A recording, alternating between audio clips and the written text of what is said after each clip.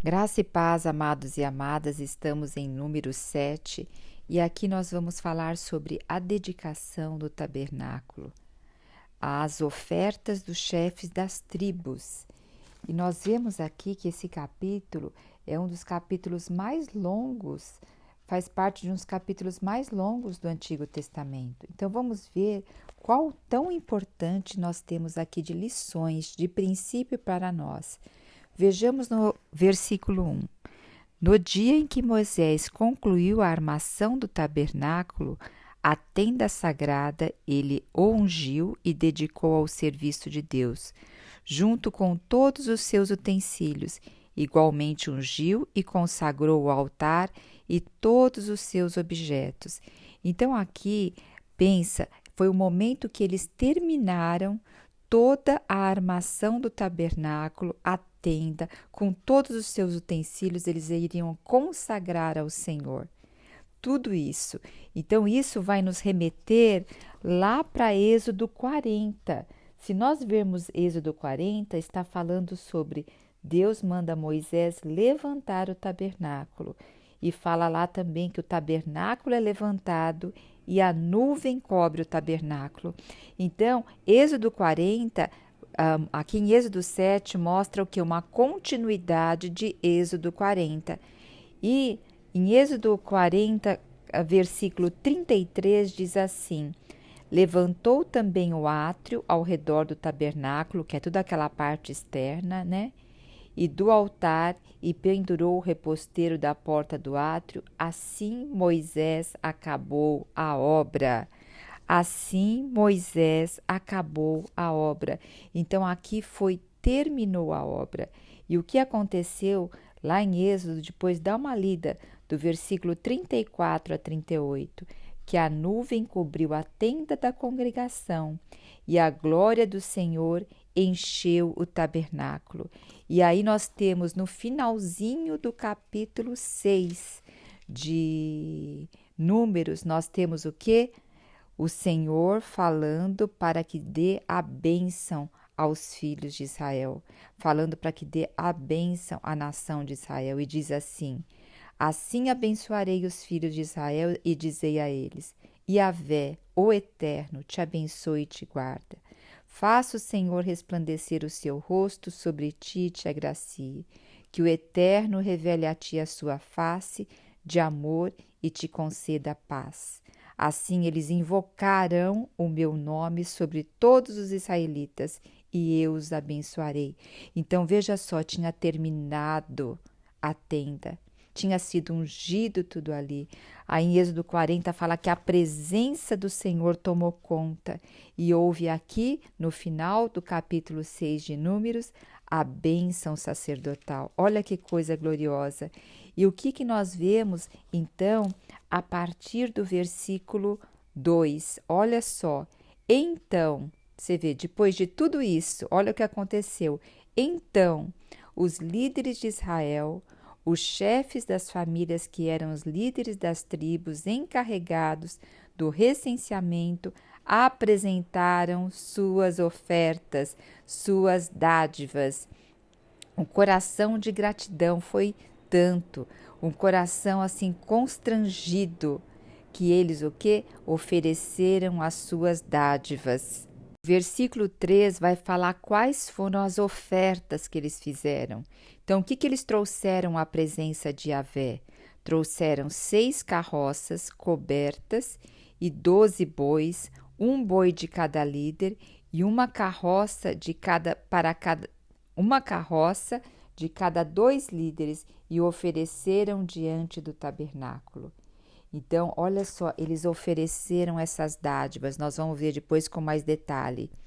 Então o Senhor falou a Moisés e disse, preste atenção nesse versículo 5. Antes, o povo dos israelitas ofereceram a dádivas, e agora olha o que o Senhor vai falar sobre essas dádivas a Moisés. Diz assim o versículo 5: recebe-os deles e sejam destinados ao serviço da tenda do encontro. Tu os darás aos levitas e cada um conforme a sua função. Olha que rico, nós vemos 3 grandes princípios aqui. Quando está recebendo a oferta, quem fala para receber a oferta? O Senhor. Então, o primeiro princípio é, quando nós vamos receber algo, o Senhor está nos autorizando a receber aquilo? E qual destino vai ser dado àquilo? Nós perguntamos ao Senhor qual o destino daquilo que nós estamos recebendo, o que faremos com aquilo? Então, olha, tu darás aos levitas. Então, o Senhor deu um destino, tu darás aos levitas. E conforme o quê? Conforme te apraz? Não, conforme a função de cada um deles. Eu, ao meditar nesses 3 princípios, eu ganhei muito. Porque assim, primeiro, a gente vê que sempre o Senhor que está dando ordenanças, está falando. Agora foi o povo que ofereceu, que trouxe uma oferta. E o Senhor diz para aceitar essa oferta. Agora, sabe que recentemente eu ouvi um testemunho de uma pessoa, ele é um empresário do Senhor, então, ele está fazendo tem várias startups, né? E ele recebeu ou melhor, ele recebe com frequência pessoas que vêm dar ofertas ou vêm dar até bens materiais para que continue fazendo algo que ele está fazendo. E ele, antes de receber, ele pergunta: Deus te falou? Para que você quer que você me dê isso? Aí a pessoa fala: não, veio no meu coração. Ele fala: então eu não vou receber, eu não vou querer isso. E recentemente ele está fazendo um trabalho que ele acredita que ele gastou muito numa parte desse trabalho, e ele até ficou um pouco, questionou o Senhor sobre o gasto que teve. E o Senhor assim puxou um pouco a orelha dele. E nisso, uma pessoa veio também dar uma oferta para esse trabalho que ele estava fazendo. E ele perguntou para a pessoa antes: o Senhor te falou? Deus falou contigo? Por que você quer dar essa oferta? Ele falou: sim, o Senhor falou que quer que eu dê essa oferta para esse projeto, porque eu tenho o coração também de trazer o reino de Deus à terra. E o valor daquela oferta que ele recebeu foi o mesmo valor que ele gastou naquele projeto. Aí o Senhor disse para ele: você viu? Eu não preciso daquilo que você me dá. Eu preciso que você entenda o propósito das coisas que você está fazendo. E depois, ao ler esse versículo, eu ganhei muito, porque muitas vezes nós não questionamos quando nós recebemos algo, ou melhor, quando nos é oferecido algo, se nós devemos receber mesmo. Qual é a fonte da onde vem? E outra coisa, para que eu vou estar destinando aquilo que eu vou estar recebendo? E nós vemos aqui que o Senhor falou para ser destinado aos levitas, e é conforme ao que eles faziam, conforme a função que eles tinham. Então, o que é? É dar aquilo para ser útil, para eles exercerem a função. Ao exercer assim, a gente vê os atos de misericórdias. Quando nós vamos exercer atos de misericórdia, nós temos que dar semente para o próximo plantar, para que ele possa colher e ter o pão. Porque veja só, quando a gente dá só pão, o pão logo acaba. É igual aquele ditado, né, brasileiro que diz: ensine a pescar. Então aqui eu toco muito, porque é dado segundo a função, segundo aquilo que ele vai estar produzindo para ter mais ou para ajudar naquilo que ele está fazendo. Que esses 3 princípios nós possamos retirar desse versículo. Primeiro, questionar o Senhor se nós devemos receber. Segundo, para qual destino nós vamos mandar aquilo. E terceiro, o quê? Como iremos distribuir conforme aquilo que estamos fazendo? E isso vem desde do nosso ganho financeiro, de uma oferta, da administração dos nossos bens e também os atos de misericórdia que praticamos. Veja o versículo 7. Deu 2 carroças e 4 bois aos gersonitas, conforme exigia o trabalho deles, e 4 carroças e 8 bois aos Meraritas, também de acordo com o que demandava o trabalho deles. E depois aqui diz assim no 9: Entretanto, Moisés não concedeu aos descendentes de Coate nem carroças, nem bois, pois os objetos sagrados que eles cuidavam tinham de ser carregados nos ombros. Quais eram os objetos sagrados que eles carregavam? A arca da aliança, todos aqueles utensílios que estavam dentro do santo lugar e do santo dos santos. Lembra que esses utensílios tinham varais e eles eram carregados no ombro. Então, esses dos coatitas, eles não receberam carroças nem bois. Tanto os gersonitas quanto os meraritas, eles o quê? Eles eram encarregados de levar a parte mais pesada, aonde vinha os véus, as cortinas, as estacas. Então, essa parte era carregada em carroças. Mas a parte dos coatitas, que eram os utensílios sagrados, eles eram carregados no ombro. O que isso nos ensina? Aqui também nós vemos princípios. Tem coisas que nós podemos pedir ajuda, tem coisas que nós podemos delegar, tem coisas que outras pessoas podem carregar por nós, mas tem coisas que o Senhor deu especificamente para nós carregarmos. E uma das coisas que eu toco, que o Senhor nos deu, nos delegou para nós carregarmos, são os nossos filhos.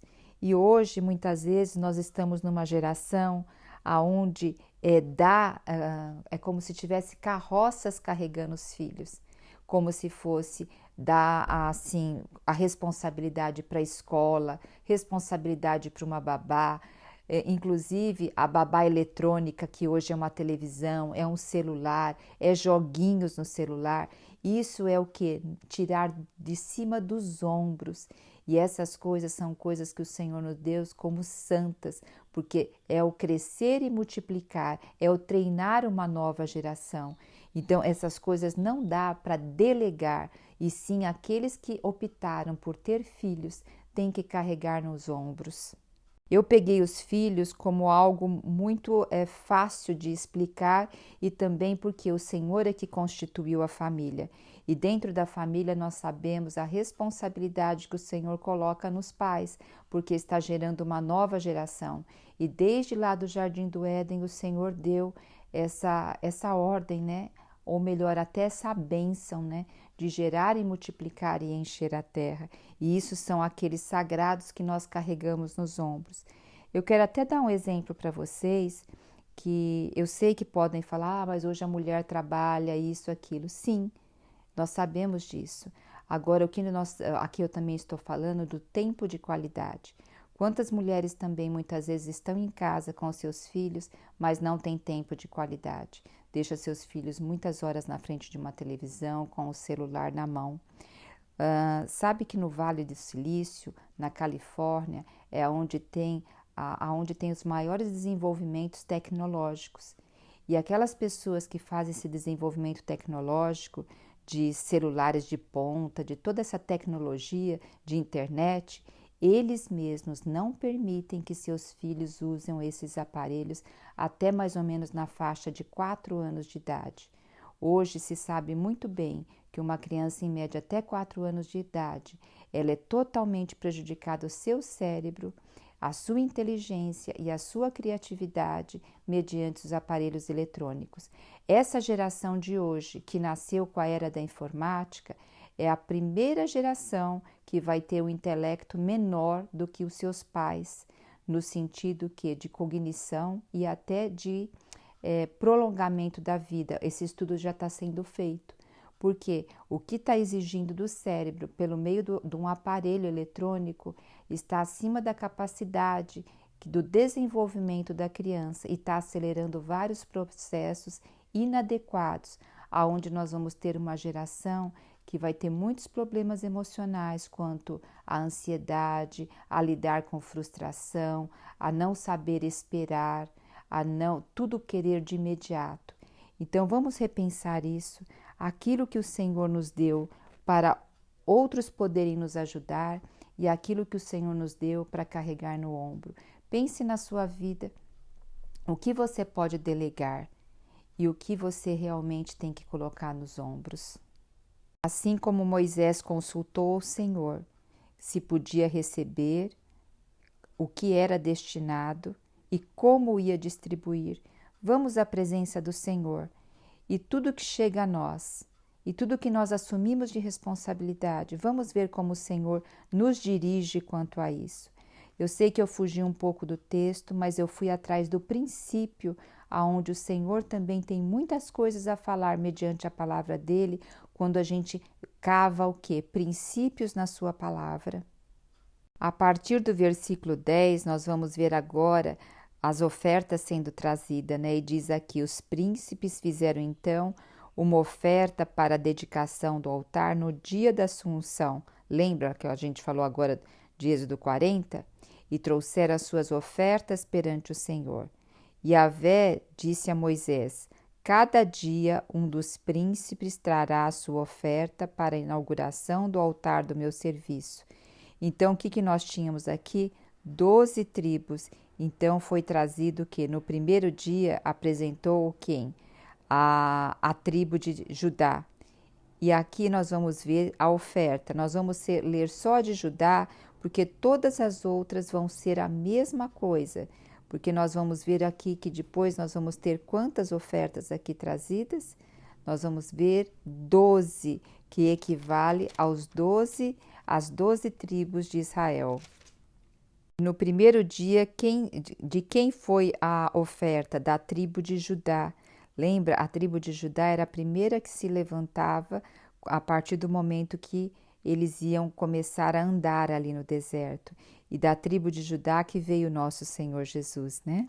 E aqui no versículo 13 vai começar a falar o que era essa oferta. Era uma bandeja de prata de 1 quilo de 500 gramas, uma bacia de prata para aspersão. E aqui vai estar detalhando item por item, de acordo com o peso do santuário, e vai falando todas as coisas. E depois vai falar no segundo dia, era Natanael, da tribo, o líder de Isacar, e assim vai determinar todas as outras 12 tribos, o que elas estariam trazendo. Olha que interessante que nós vemos aqui.